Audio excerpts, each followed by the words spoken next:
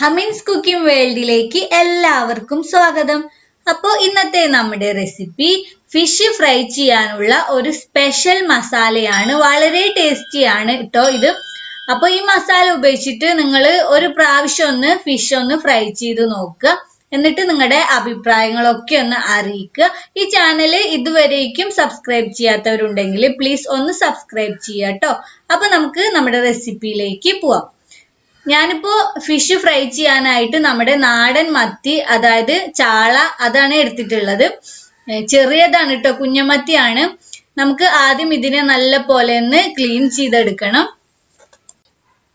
ഇപ്പൊ ഇതാ എല്ലാ മീനും ഞാൻ നല്ല പോലെ ക്ലീൻ ചെയ്തെടുത്തിട്ടുണ്ട്. ഇനി ഇതില് മസാല നന്നായിട്ട് പിടിക്കാനും വേണ്ടിയിട്ട് ഇതുപോലെ വരഞ്ഞു കൊടുക്കണം. ഇപ്പൊ മീനൊക്കെ നന്നായിട്ട് വരഞ്ഞു കൊടുത്തിട്ടുണ്ട്. ഇനി ഇതിലേക്ക് വേണ്ട സ്പെഷ്യൽ മസാല നമുക്ക് തയ്യാറാക്കാം.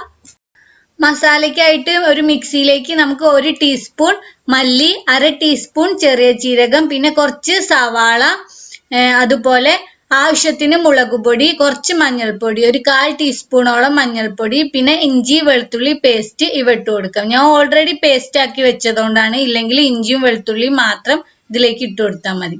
പിന്നെ ഇത് അരഞ്ഞു വരാനും വേണ്ടിയിട്ട് കുറച്ച് വെള്ളം കൂടെ ചേർത്തിട്ട് നന്നായിട്ടൊന്ന് അരച്ചെടുക്കാം.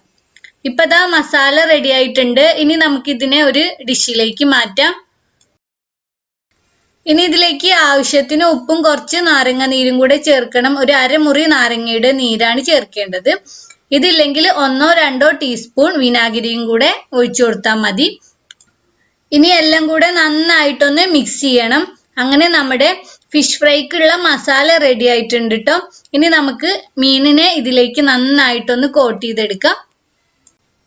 ഇതുപോലെ ഓരോ മീനും എടുത്തിട്ട് മസാലയിൽ നന്നായിട്ട് കോട്ട് ചെയ്യുക. എന്നിട്ട് ഒരു ഡിഷിലേക്ക് മാറ്റി വെക്കുക. അങ്ങനെ എല്ലാ മീനും ചെയ്തെടുക്കുക കേട്ടോ. ഇപ്പതാ എല്ലാ മീനിലും ഞാൻ നല്ല പോലെ മസാല തേച്ച് വെച്ചിട്ടുണ്ട്, കണ്ടില്ലേ. ഇനി ഇത് റെസ്റ്റ് ചെയ്യാൻ മാറ്റി വെക്കണം. എത്രത്തോളം നിങ്ങൾ റെസ്റ്റ് ചെയ്യാൻ മാറ്റി വെക്കുന്നോ അത്രത്തോളം ടേസ്റ്റ് കൂടുകയാണ് ചെയ്യുക. മിനിമം ഒരു അരമണിക്കൂർ റെസ്റ്റ് ചെയ്യാനായിട്ട് മാറ്റി വെക്കണം. അതിനുശേഷം വേണം ഇതിനെ ഫ്രൈ ചെയ്തെടുക്കാൻ.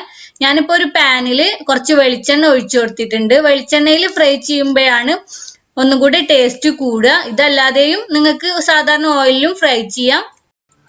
മീന് ഫ്രൈ ചെയ്തെടുക്കുമ്പോൾ വളരെ ടേസ്റ്റിലും നല്ല പോലെ പൊടിഞ്ഞു പോവാതെ കിട്ടാനുള്ള 2 സൂത്രം ഞാൻ പറഞ്ഞുതരാം. ഒന്ന്, എണ്ണ നന്നായിട്ട് ചൂടായതിനു ശേഷം മാത്രം മീൻ ഇട്ട് കൊടുക്കുക. അങ്ങനെ ചെയ്ത് കഴിഞ്ഞാൽ മീൻ അടിയിൽ പിടിക്കാതെയും പൊടിഞ്ഞു പോവാതെയൊക്കെ നല്ല പോലെ നമുക്ക് ഫ്രൈ ചെയ്തെടുക്കാൻ പറ്റും. 2, മീന് ഫ്രൈ ചെയ്യുമ്പോൾ പറ്റ ലോ ഫ്ലെയിമിൽ ഇട്ട് കൊടുക്കുക.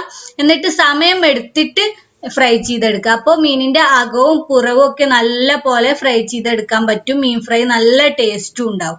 ഇപ്പൊ ഞാൻ ലോ ഫ്ലെയിമിൽ ഇട്ടിട്ടാണ് ഇതിനെ ഫ്രൈ ചെയ്യുന്നത്. പിന്നെ മീൻ ഫ്രൈ ചെയ്യുന്നതിനോടൊപ്പം കുറച്ച് കറിവേപ്പിലയും ഇട്ട് കൊടുക്കുക. മസാലയിലേക്ക് നിങ്ങൾ ഇട്ട് കൊടുത്തിട്ടില്ലെങ്കിലും വേണ്ടിയില്ല. മീൻ ഫ്രൈ ചെയ്യുന്നതിന്റെ മുകളിൽ കുറച്ച് കറിവേപ്പിലയും ഇട്ട് നോക്കൂ. വളരെ ടേസ്റ്റിയാണ്.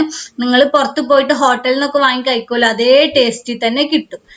ഇനി നമുക്ക് ഏകദേശം ഒരു സൈഡ് ഒന്ന് ഫ്രൈ ആയി കഴിയുമ്പോൾ നമുക്ക് തിരിച്ചിട്ട് കൊടുക്കാം. ഇനി ഈ സൈഡ് ഒന്ന് വെന്ത് വരട്ടെ.